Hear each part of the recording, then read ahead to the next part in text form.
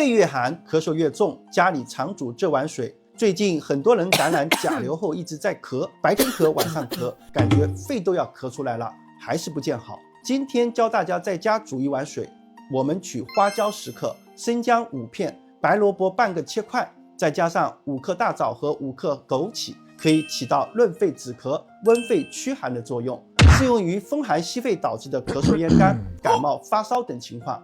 风寒感冒严重的还可以多加几片生姜。这杯水你学会了吗？